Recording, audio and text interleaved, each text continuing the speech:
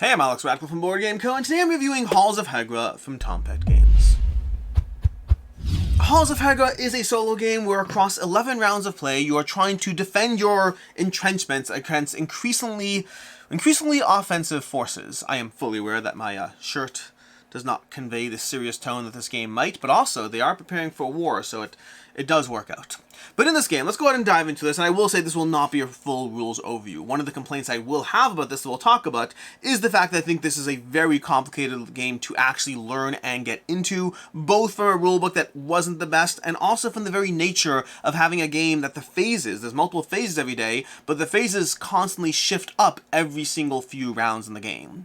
Basically, you're going to have 11 rounds of play over here. Those are going to be tracked over here, and you're going to be going through Mobilization, First Attack, Siege, and then Last Stand. So you're going through, there's 4 different phases that will all have slightly different minutiae as far as how they operate, including completely different player boards sometimes at points as far as how and where the various forces are invading, or the artillery are unleashing their guns against you, dealing with the Air Force, dealing with a bunch of different things. But before we get into the nuances of each individual game and each individual phase and how those operate, the general idea is that you're trying to survive in this bag building game where you're trying to slowly build up and improve your base as things are slowly ripping it apart and making it harder for you to survive, and you're just trying to counteract that balance. Stay one step ahead of all the things tearing you down through the way you manage your bag, through the way you manage your actual choices and decisions in the game, how you choose to improve your base, which things you choose to repair, when you choose to go digging through the snow to unlock more items, when you choose to go marshalling for supplies and benefits. There's a ton of choices in front of you, and you simply cannot do it all. It's what you choose that will ultimately matter. This is going to be bag building plus worker placement across those 11 rounds of play. To that end, the general phase you're going to go through, and I say the words general very seriously because it varies drastically as you go through the game, but the general idea of the phase is across in the mobilization phase over here, you're going to go ahead and draw an event. And again, that's going to be true in subsequent phases. You're going to be drawing from the various events of the various phase you're up to. But right now, you go ahead and draw this, this event over here. This one tells you the weather, so we're going to mark our weather a little differently on these 3 possibilities over there. It tells us to injure 2 defenders, and again, I'm not going to go into every technicality of how things operate, but the general idea for injuring, at least, as you look at this chart over here, you see which one's highest over here, and we're going to injure 2 of our defenders that match that type, rolling dice to be able to put them into various beds in the hospital. So we're putting them on level 5 over here, and then on level 3 over here. And then from there, you're going to go through whatever the steps on the bottom, which in this case is going to be bag building. We're going to seed the recruit bag with a little bit of doubt. It is hard to believe we're going to survive this after all, and then you start drawing to go ahead and finish this phase. Now, I will say, to their credit, the game does have a good little flow chart on the back of the rulebook, which is a good reminder of what steps are present in any individual phase. So you can see over here we have Mobilization, First Attack, and then Siege steps 1 and 2, and it shows you which items are present in each phase. So they at least have the reminders there, but you still have to learn how they all operate. In this case, we're going to go ahead and bag build. And I'm walking you through this one a little bit more in detail. I won't be able to walk you through every single nuance, but this phase is fairly consistent across the game. So, we're going to bag build over here. We drew this tile over here. I'm going to keep drawing because at this point, there's no reason to stop. I draw that. Now, at this point, there's a reason to stop because I know that there's 2 doubt in this bag.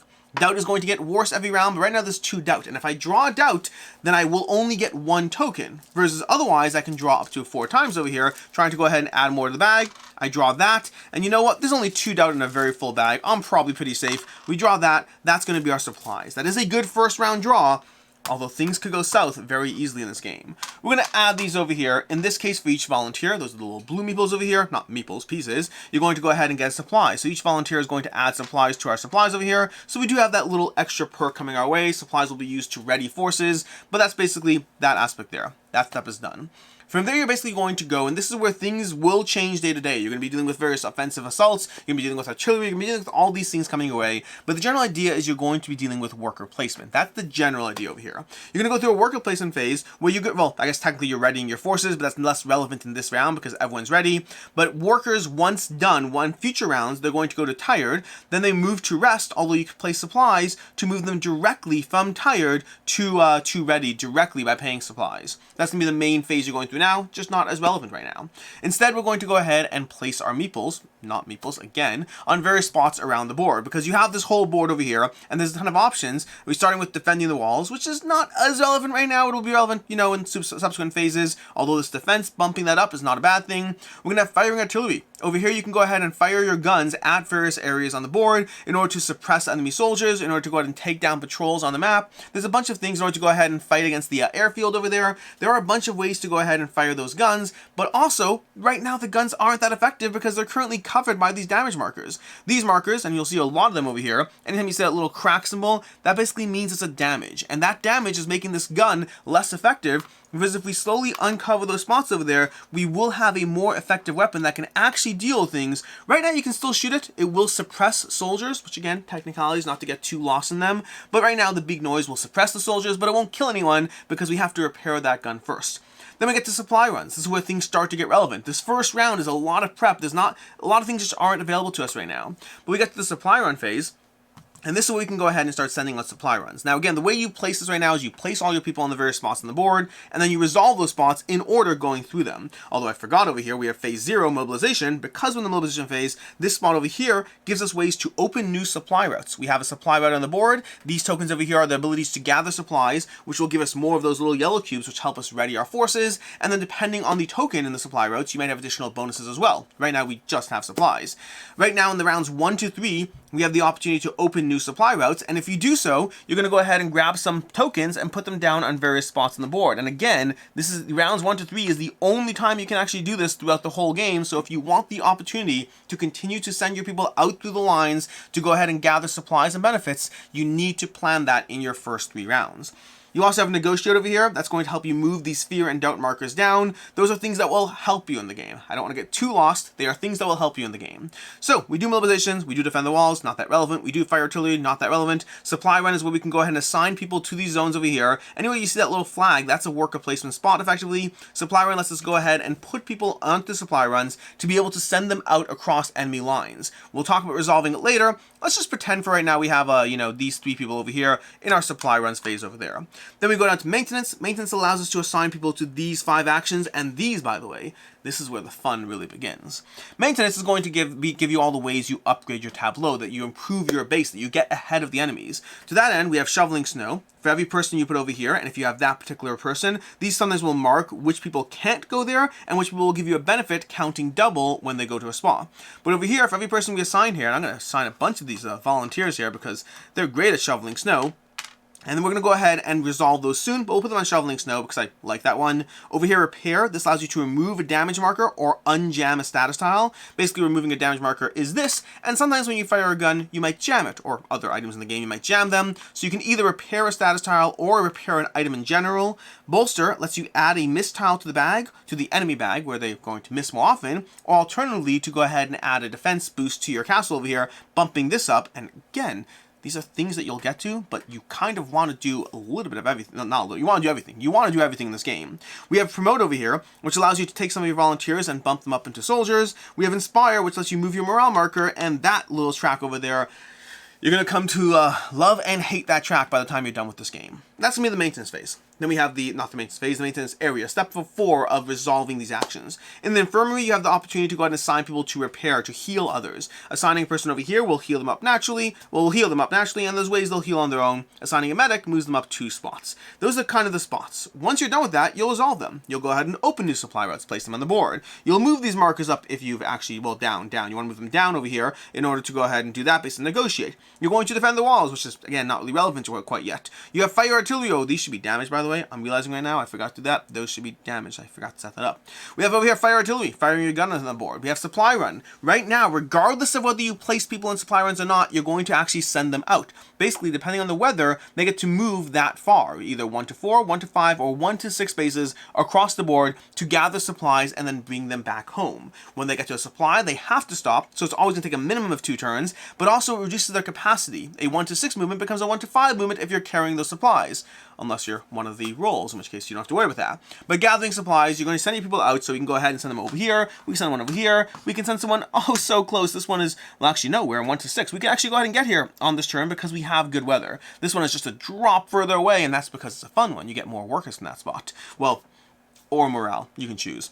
Anyways, Past that, we get our supplies, and if somebody had already been there, we can still bring them back home. Like I said already, this spot over here is going to resolve whether or not you place someone there. If you have anyone on the board, or if you place someone, that will cause the spot to resolve. When you bring people back, you're going to increase your morale, which again, you'll learn to love and hate this track. You'll also increase your suspicion on this track, and then you'll go ahead and get supplies, plus whatever is on the marker, in this case an extra supply, and the marker is gone, never to be seen again until you decide to dive back into this for another play. That's going to be the supply run area. In the maintenance area, I told you what most of these do. Let's go ahead and do the shovel snow. Shoveling snow for each person here, we're going to go ahead and move the snow marker. 1, 2, oh my gosh, we go ahead, we reset it to 3, and we get to reveal a snow marker here.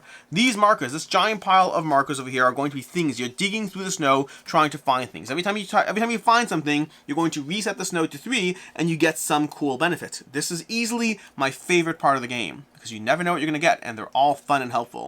Over here we have the radio, which is going to be one of the areas you're going to go ahead and apply any damage markers. I'm not going to grab it right now, but it's going to be various damage markers you're going to put onto them, so you still get something, but it doesn't start off in great condition. And we have a new worker placement spot we can benefit from, although most of those aren't. We have a few new worker placement spots. We have the medicine cabinet, the field telephone, an additional gun to fire, but a lot of them are things like, hey, just go ahead and immediately get 2 morale. And as much as that might seem less fun than a worker placement spot, you are limited on workers, and free morale is free morale.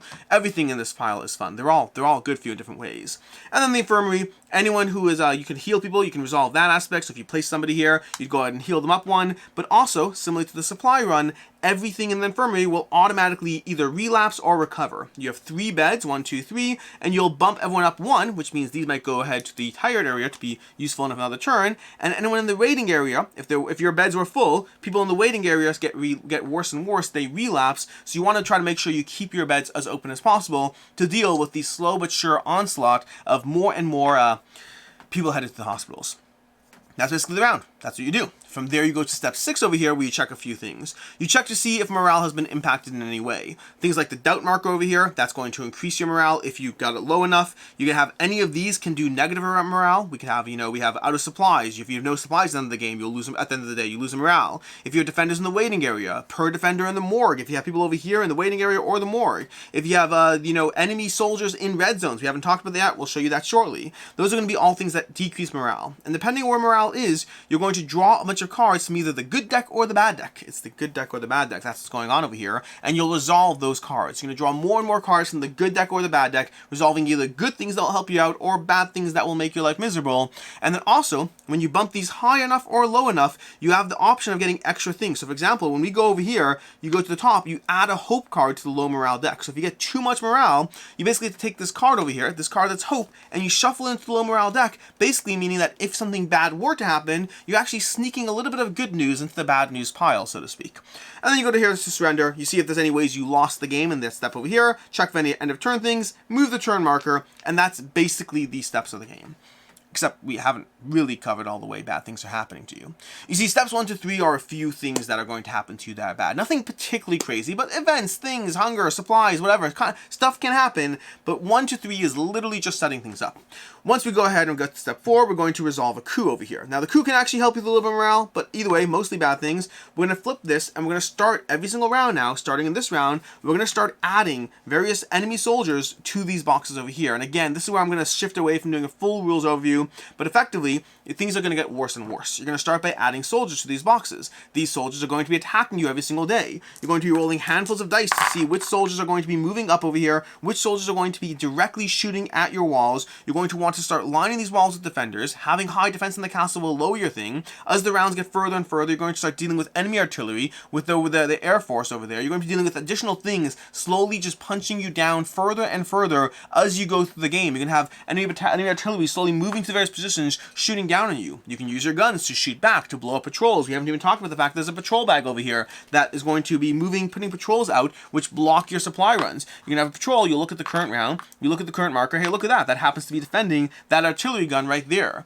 You're going to have the opportunity, not the opportunity, I shouldn't call it an opportunity. You're going to have more and more things punching down on you, and your goal is to make it to the round and make it to the end of round 11, and then depending on where your little surrender track is, to have at least that many people left alive in the game in order to actually win the game, or alternatively to recognize that you lost.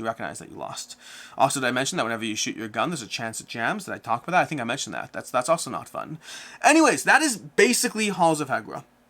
Again, there's a lot of things to get into as far as the individual steps, how each thing resolves, but this should give you a general flow of how the game works. Every single round, you're going to be resolving an event card. That will affect the weather. Then you take your workers and you move them through a phase of either moving them directly from tired to ready. If you spend supplies, I forgot to mention, supplies get harder and harder every single round as you get further into the game. Supplies become worth less. You could always decrease your morale, though, to be able to move people over, so there's that. You like decreased morale, right? That's the bad news deck.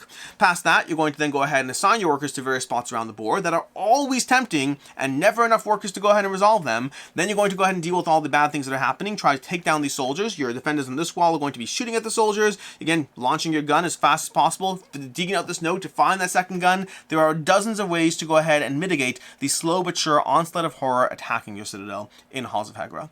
Which brings us to the review, starting off with ease of play. I will say the ease of play on this was not good. I talked about this at the beginning already, but this was a game that I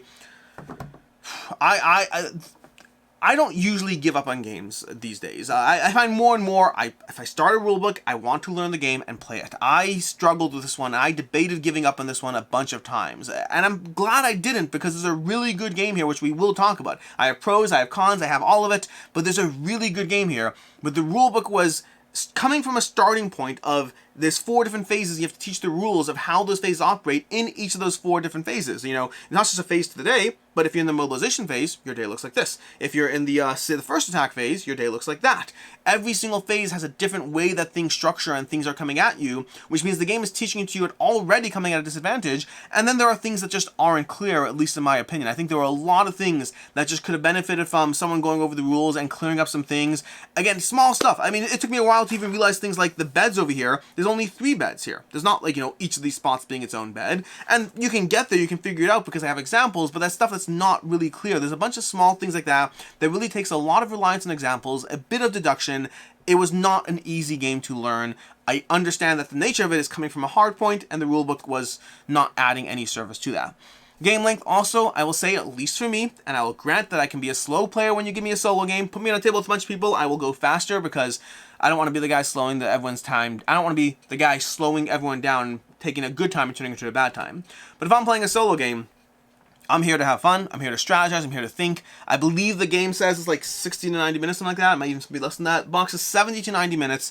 It takes me longer. Like, I've played through this several times. I don't think I've gotten to 90 minutes yet. Granted, and again, it's 11 rounds of play, so each round is its own little puzzle. If you have, 9 minutes per round, that would already be over, and I almost certainly take more than 9 minutes per round. I can see it being done in the 90-minute range, just not by me. Not by me, I'll say. Past that, as far as what I like, don't like, and can see others not liking over here, there's a lot to like, and the main thing ultimately to me comes down to the fact that there's so many different ways to mitigate around all the bad things happening to you, and so many ways to upgrade your base that the whole game is just tempting. It is tempting to continuously try to build, to try to figure out which way to leverage a bit more in your favor. Is it better to constantly shovel snow and find more and more bonuses? Or is it better to man up your defenses and undamage, repair the gun as fast as possible, raise your defenses, don't worry about digging through the snow, just deal with what you know? Or do you deal with supply runs? Because this board over here is going to get more and more loaded with various patrols that you'll either have to take out or just will get in the way. So maybe you just deal with a bunch of supply runs early on. Everything you want to do in this game is tempting. Everything you want to do gives you another way to just have something working in your favor as the enemies are slowly approaching. And that's just a fun aspect to the game. Although I did say that, as much as I say that there are options past digging out the snow is my favorite thing. Getting new worker placement spots, getting new benefits, that second gun, this thing over here, if you get the second gun, that makes your gun action so much more powerful. Granted, you'll have to repair everything, but suddenly you're shooting twice as much over here, and that can be a huge way of just taking down the enemy, of dealing with the enemy soldiers, dealing with the enemy artillery, dealing with Vern's or airfield over there. There's so much fun things happening as far as the ways to deal with all the bad stuff, as far as the ways to push things forward so that it's fresh. You also have all these events over here. These events are just giving you new ways to deal with that puzzle. Again, not new ways to deal with the puzzle, sorry, new things that are happening to you so that the game is varied, so that you don't necessarily have the exact same puzzle of what's approaching every single time. You also have your morale deck, which, as much as I hate the low morale deck, that high morale deck is awesome. If you go ahead and power up your morale, which again goes to the fact that being torn in different directions, because those first few rounds, you could sit there and focus on bumping up your morale over here. Well, this other side of the board over here, you can focus on bumping up your morale, which can be incredibly helpful. If you manage to get phases 1 and 2, if you manage to bump into that strong morale, your first 3 turns will be hopes and glory as you go ahead and go through the morale deck. But that's also time, effort, and energy that could have been spent digging through snow, repairing weapons, things like that. So everything is just so... There's a lot of fun things being thrown at you as you play through this, and there's a lot of things that will really help you out, but then also lots of bad things to deal with. There's a reason you have fun things, because all the bad stuff's coming your way. So overall, for me, this game ultimately is a worker placement puzzle with a degree of bag building that really just forces you to be torn in different directions, but where everything that's good for you is fun and appealing and makes me continuously want to prod and poke this puzzle in different ways to figure out what next fun thing I can do while being slowly torn apart by the enemy. As far as things I don't like in the game, there are a bunch here, so we'll get into it. Again, I said this is going to be pros and cons. I'll talk more about it in final thoughts as well, trying to wrap up where I am in this one, but there are a bunch of complaints. First of all, on a personal level, this theme, not for me. I've talked about it in many other videos. I just don't care about modern war as a theme, and when I say modern, I don't mean like today. I mean like realistic war. You know, throw me a bunch of, soldiers and knights and crossbowmen, I'm here for it. Put me in the future with a bunch of laser guns, I'm cool with that. When you have more realistic modern war, it's just not a theme that works for me. I really have to be pulled in despite the theme. The theme does not do me any favors. Halls of Hegra, like many other World War II, World War I games before them, just doesn't do it for me on foreign theme. Very much a personal note, but hey, this is the what I didn't like section. Past that, setup is a drag. Several games in, I still find myself referencing the rulebook to try to figure out the exact sequence of tokens as far as how everything goes out on the board. It is not the easiest game to set up. There's just a lot of different tokens, and they're not the easiest to like fiddle through this whole pile over here, find what you need to set up all the Air Force tokens the way you need. There's just... Setup is a drag for me on this game, multiple games in. I'll say things are constantly falling apart in the game. This game has a mechanic that I do not like in games, combined with a high degree of luck that makes it worse. This game has cascading failure. The idea that if things go wrong early on, you are fighting for so much harder against it. It's not just, oh, okay, fine, I missed that roll. I mean, that first turn, that very first turn, because we're going to talk about the amount of luck in this game. There's a lot of luck. Is there a lot of strategy? Absolutely. Lots of things you can do to mitigate, lots of good planning, and there's also a lot of luck in the game. In this game over here, first of all, we're going to be talking about these dice over here. Let me not even tell you about my very first game of Halls of Hegra. My very first game, and again, this may not mean as much to you because lots of rules, but I had a bunch of these enemy soldiers over here attacking me over here on this board, on this puzzle over here. We had a bunch of them over here, and I had like 4 or 5 of them in that box. You only have a maximum of 5, and I rolled 5 hits against my fortress. Honestly, it's almost that bad. So instead of, it was another 6 and 2 5s. This is my roll over here. 3 6s and 2 5s from 5 people, all landing them in the hitbox so they can all directly attack my fortress. That kind of luck, let's not call it luck, but there is a lot of luck. Now granted, that's an anomaly, statistical anomaly, it's all fine, but like that kind of thing is present in the game. And by the way, you don't want to be fired upon by 5 soldiers. That's not... Game 1 was not great. Game 1 was not great. I mean, it was fun, but it wasn't great as far as things going there. Past that, if on your very first turn of the game, because this can happen. Now, it hasn't happened to me on my first turn. To be fair, it has not yet, but it has happened to me on many other turns. If on your first turn of the game, you draw a doubt, let me go ahead and find it over here. If you draw a doubt such that you're only, look at that, that's doubt over there. If you only get 1 soldier on your first turn, which can absolutely happen, as opposed to getting 4 extra people in the game, that first turn is so dramatic as far as what you can do with it, and it just can happen. It's just something bad that can happen, which is like, so is real life. Yes, but this is a board game. I don't want it to be like real life. I want to have fun over here, and the amount of ways that bad luck can hit you in the game, and the nature of the way the game operates, that cascading failure element, it's not simply that I missed out 1 person. Everything gets worse and worse when the odds are against you, and there's lots of luck points in the game that is definitely present. And historically, I have not liked games with cascading failure. When you have that ramp, and I find it is present in solo games. Games like Final Go, games like Nemo's War. The nature of the systems very often do have cascading failure as a balance for the way they operate, and I don't like that mechanic. I do like Halls of Hegra, with caveats. I think it's a very good game, but it's almost like the game is good enough to almost overcome that to a degree. Cascading failure is present, and it's still something I don't like. Again, see that previous 5-5-5-6-6-6 on a bunch of soldiers heading my way and shooting against my walls. things are constantly falling apart in the game, and you have those luck points going on. It all adds up. You know, going through the snow over here. We haven't even talked about, again, so many elements as far as this board over here, having people walk back home, and then having it be just a drop less, and suddenly you have a full extra turn that they're on the field instead of coming back home. Drawing the exact patrol that blocks their spot. Those things all happen in the game. There's so much luck around the elements that you're working towards, and I don't mind the fact that things won't work well. There are times, if you're taking enough actions, yes, absolutely, some things shouldn't work well. That's the nature of the system. It's just that early game things not working well in this game for you is so brutally punishing. If you don't have a good first 3 rounds, you almost may as well just reset. If you don't have a halfway decent first 3 rounds, you may as well, I mean, again, if you like the challenge, you want to persevere, by all means, but for me, if I have one of those things hit me in the first 3 rounds, I'm going to simply sit there and say, let's reset and try again, because I don't need to power through the next 7 or 8 when I'm off to a terrible start when the game begins. As far as what I can see others not liking, it is a hard game. Now, this doesn't bother me in and of itself, by the way, because to me, when I play through Halls of Hegra, there's always hope. There's always that potential aspect of, look at these fun things I'm doing, look at what I'm building up, look at how I'm building up my base, finding new stuff, uncovering my guns, and building up, improving my volunteers to soldiers, and all these fun things that are happening.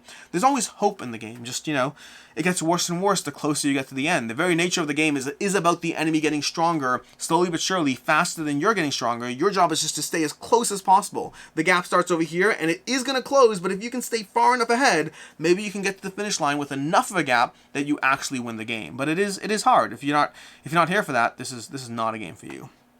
As far as final thoughts on Halls of Hegra, this is an interesting one for me. Because, to be frank, it's not a game I'm keeping. I've gone through it a few times. I like it a lot. I think it does a lot of things well. But the combination of the playtime, the theme, and then the enough luck elements and cascading failure that are sort of present does mean that for me, ultimately, I just don't see this getting the table time that other solo games will instead. But I also think it's really good. Like, I do think it's a really good game. I'm giving this a 4 to 5, and usually a 4 to 5 almost always means it's at least staying in my collection for now. We'll see how time fares and all that, and this one I'm not, but I don't think I can give it less than that. I think for many people, particularly if you're a dedicated solo gamer, I think this will be higher for many, many people. I think right now it's sitting at an 8.3 on Board Game Geek, and that doesn't surprise me. This is a very, very well done game. I've seen people saying it's their solo game of the year, and I get that. I understand that. I mean, this to me also comes to keep in mind where I'm coming from. Nemo's War was a game that didn't work for me. Final Girl, one of the best solo games of all time, is a game that I enjoy. I think it's got the good things going on, but I didn't feel the need to keep it or own it at the end of the day. Halls of Hegra does a lot of things really well to the point that it powers past a bunch of areas in solo gaming that I don't like, that aren't as much for me, and including the theme aspect. It is really well done. I would say that if you are a solo gamer, this is one that you should check out. This is one that you should definitely give a try because it's just that good. You may want to find a few video tutorials. I believe there are some out there. I power through the rulebook. I almost always prefer the rulebook, although in this case I question whether that was the right choice. But it's... You have to know yourself what you like. If the things I told you I don't like are things that are issues for you, maybe this won't be a game for you. But I think it's a very good game. I think it does a lot of things really, really well. Yeah, Halls of Hegra. It's a 4 to 5. Bunch of complaints, a bunch of things I like, but the actual reward and the actual puzzle here is a very rewarding puzzle that is very satisfying to play through. Yep. As far as other game recommendations, first I'm going to mention Nemo's War. I told you already Nemo's War several times over here, and I do very much get the similar vibes from Nemo's War, but ultimately for me, I prefer this one a lot more, but very similar vibes. If you like one, I think you'll like the other, and vice versa. And if you're looking for something that's a similar theme and vein and puzzle and push your luck and all these other elements, but a much, much lighter game, then I highly recommend checking out McKee from Side Room Games. That gives you a similar kind of idea, but in a much, much lighter, while still very challenging and rewarding experience. In any case, and until next time, I'm Alex Radcliffe from Board Game Co. I hope you enjoyed this video, and as always, I hope you have a good one.